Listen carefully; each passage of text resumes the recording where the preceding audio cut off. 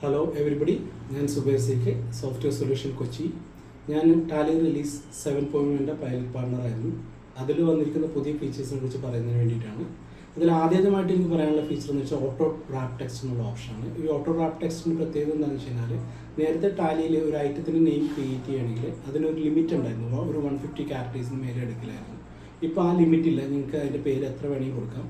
അതിൻ്റെ ലെങ്ത് കൂടുന്നതനുസരിച്ച് അത് automatically rap ചെയ്തിട്ട് തന്നെ വന്നോളും. ഇത് ഐറ്റം ക്രിയേഷന് മാത്രമല്ല, ലെഡ്ജർ ക്രിയേഷനിലും ഐറ്റം ഡിസ്ക്രിപ്ഷനിലും നമുക്ക് ഈ ഒരു ഫെസിലിറ്റി അവൈലബിൾ ആണ്. രണ്ടാമത് നമ്മളിതിൽ വന്നിരിക്കുന്ന ഫീച്ചർ എന്ന് പറഞ്ഞാൽ HSM കോഡിൻ്റെ ഓപ്ഷനാണ്. അതായത് HSM കോഡ് ഡിഫോൾട്ടായിട്ട് ടാലിയിൽ സ്ട്രക്ചർ ചെയ്ത് വെച്ചിട്ടുണ്ട്. അത് നിങ്ങൾക്ക് ആ HSM കോഡ് അടിക്കുന്നതിൻ്റെ കൂടെ തന്നെ HSM കോഡ് അടിക്കുമ്പോൾ അതിൻ്റെ ഡിസ്ക്രിപ്ഷൻ ഓട്ടോമാറ്റിക്കലി അത് വരും.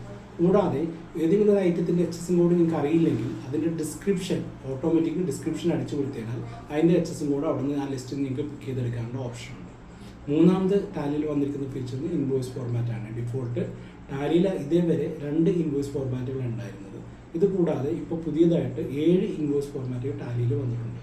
ഈ 7 ടെംപ്ലേറ്റ്സ് ഇൻവോയ്സ് ഫോർമാറ്റുകൾ നിങ്ങൾക്ക് ഏത് വേണമെങ്കിലും യൂസ് ചെയ്ത് ചെയ്യാൻ പറ്റും. ഇതിന് ഏറ്റവും വലിയ പ്രത്യേകത എന്താണെന്ന് വെച്ച് കഴിഞ്ഞാൽ, ഇതിൻ്റെ ഫോണ്ട്സ്, കളറ്, അതേപോലെ തന്നെ ബാക്കിലുള്ള വാട്ടർ മാർക്സ് ഇതെല്ലാം നിങ്ങൾക്ക് ചേഞ്ച് ചെയ്യാനും നിങ്ങൾക്ക് ഇഷ്ടമുള്ളതനുസരിച്ചുള്ള ഡിസൈൻസ് ചേഞ്ച് ചെയ്യാനും ആവശ്യമുള്ള ഫീൽഡുകൾ അതിൽ നിങ്ങൾക്ക് തന്നെ ആഡ് ചെയ്യാനുള്ള ഓപ്ഷനുണ്ട്. കൂടാതെ ഇതിനകത്ത് സീൽ ആൻഡ് സിഗ്നേച്ചർ നിങ്ങൾക്ക് ആഡ് ചെയ്യാനുള്ള ഫെസിലിറ്റീസും ഇതിൽ കൊടുത്തിട്ടുണ്ട്. അപ്പോൾ വളരെ സിമ്പിളായിട്ട് നിങ്ങൾക്ക് ആ ഒരു ഫെസിലിറ്റി ഉപയോഗിച്ച് ചെയ്യാൻ സാധിക്കും.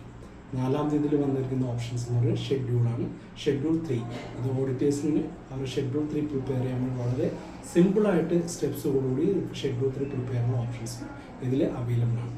സോ ഇത് നിങ്ങൾ കസ്റ്റമർ ലെവലിൽ എത്തിക്കുന്നതിന് വേണ്ടിയിട്ട് ഞങ്ങൾ നെക്സ്റ്റ് വീക്ക് മുതൽ ഇതും ബേസ് ചെയ്തിട്ടുള്ള കസ്റ്റമർ ട്രെയിനിങ്ങുകൾ ഓൾ കേരള മൊത്തത്തിൽ ഞങ്ങൾ ചെയ്യാൻ വേണ്ടിയിട്ട് പ്ലാൻ ചെയ്തിട്ടുണ്ട്.